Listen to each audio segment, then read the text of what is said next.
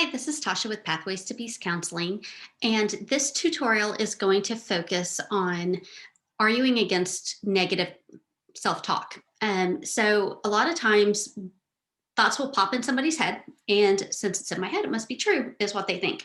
But there's a lot of negative thoughts, and really, there's a lot of studies that show that most of people's self talk is negative, and I think it comes because a thought pops in their head or something is spoken over somebody, and they just assume, hey, this must be true, and they internalize it and they start to believe it. So, what we want to do is teach people in general. And for me, I work with children. So I teach kids that just because a thought's in your head doesn't mean it's true. So, how do you argue against these things? So, let's say a thought pops in their head that says, I'm stupid. Well, what evidence is there that you're stupid? And so we want to look for it because they're probably going to find evidence on both sides, like, man, I totally bombed a spelling test. I should have been smart enough that I could have known all those answers. It's like, well, when did you not bomb a spelling test, or how did you do on math this week? And they might recognize that, hey, I'm terrible at spelling, but I'm really good at math.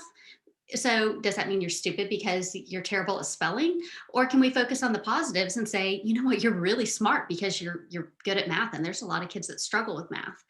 And so um, we want to be able to argue against that. So the more evidence you can bring against it, it's kind of like having a courtroom in their head where you're bringing this evidence saying this stuff isn't true. You know, this thought's there and it's accusing you and it's making you feel terrible, but there's no truth to it. And so we shoot it down. Or even if it's like a 50-50 thing, I mean, there might be certain things about somebody like, I'm short. That's my negative self-talk. I'm short. Well, you can't change that. But is it terrible? I mean, what's a big deal about being short? There's a lot of short people out there, and there's nothing wrong with them. There's a lot of really tall people, nothing wrong with them.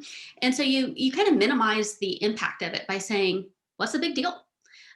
So anyway, arguing against negative thoughts is a basic cognitive behavioral technique that really it's helpful in a lot of ways. I mean, we see, like, for instance, with people with PTSD, a lot of times they're internalizing guilt that isn't theirs to carry.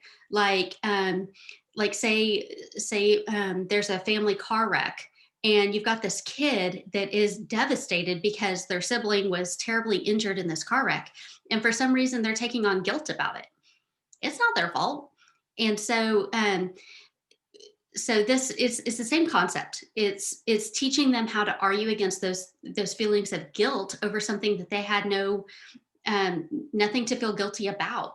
And so anyway, it you use the same skills with all sorts of different issues.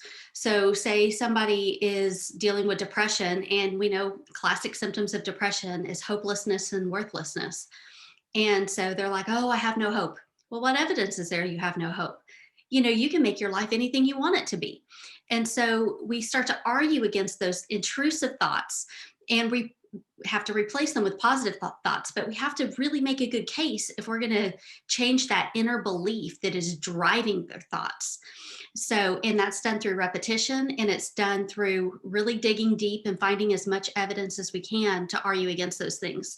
And I think that the games have really been helpful because it breaks it down into little bite-sized nuggets where kids can grasp it a little bit at a time. But then it's also that repetition of question after question, week after week, of kind of going back to the same concepts and building on it.